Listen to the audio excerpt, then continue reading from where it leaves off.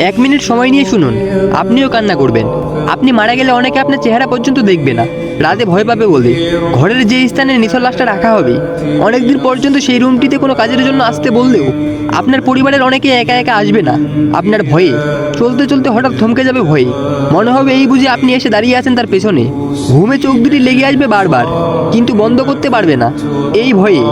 এই বুঝে আপনি দাঁড়িয়ে আছেন তার পাশে। অনেকে আবার আপনার নাম দিয়ে একে অপরকে ভয় দেখাবে। একলা রুমে কেউ গেলে আপনার নামটা শোনা মাত্রই দৌড় দিয়ে পালিয়ে আসবে।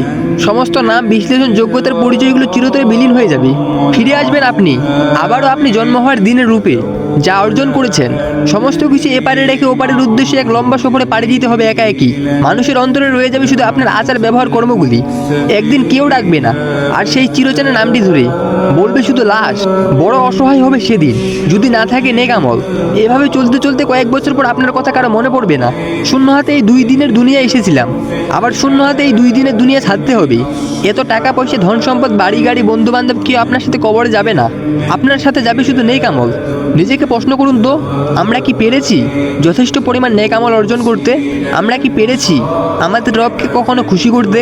আমরা কি কখনো নবী রাসূলগণের দেখানো পথে চলার চেষ্টা করেছি? আসলে আমরা কি করেছি আমরা নিজেরাও জানি না। একটাবার শুধু ভাবুন যে আমরা কোথায় ছিলাম, কোথা থেকে কোথায় এসেছি, কিভাবে আসলাম, কে এই দুনিয়ায় আমাদেরকে এনেছে, কেন এনেছে, কি করতেছি, কোথায় যাব, আমাদের সাথে কে যাবে, আর মৃত্যুর পর আমাদের কিসের সম্মুখীন হতে হবে। ব্যাস এই কয়েকটি প্রশ্ন নিজেকে করুন আর উত্তর খুঁজুন। দেখবেন আপনি কতটা ভালো হয়ে গেছেন। বিশ্বাস করুন ভাই ও বোনেরা, এই পৃথিবীর কেউ কারো না, কেউ আপনার সঙ্গে যাবে না, বা আপনার কবরের হিসাব কেউ দিবে না। আপনার হয়ে আপনার কবরের শাস্তি কেউ ভোগ করবে না।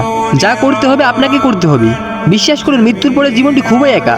একমাত্র আল্লাহ ছাড়া আপনার চিৎকার শোনার জন্য কেউ থাকবে না। কবরের প্রথম নিঃসঙ্গ মুহূর্তগুলো বড় ভয়ঙ্কর। দাফন শেষে আপনজনেরা একা রেখে চলে যাবে। তাদের চলে যাওয়ার পদ শব্দ শুনতে পাবো, কিন্তু কিছুই করতে পারবো না। আর বড় হবে চির শান্তি, নয়তো চির অশান্তি। দয়া করে এই 2 দিনের মায়ে পড়ে থাকবেন না। সময় আছে, পরকালের জন্য কিছু করি, নয়তো একবার যদি মৃত্যুতে সামনে এসে দাঁড়াই আর একটুও সময় পাবো না। মালাকুল মাউত যে কোনো সময় আসতে পারে। অনেক কষ্ট করে ভিডিওগুলো তৈরি করি। আপনাদের কাছে অনুরোধ রইল, পোস্টটি কয়েকজনের মাঝে শেয়ার করে অন্যকে দেখার সুযোগ করে দিন। হয়তো আপনার শেয়ারের দ্বারা অন্য একজন হেদায়েতের পথে ফিরে আসতে পারে। মহান আল্লাহ তাআলা আমাদের সবাইকে বোঝার তৌফিক দান করুন। আমিন। আসসালামু আলাইকুম।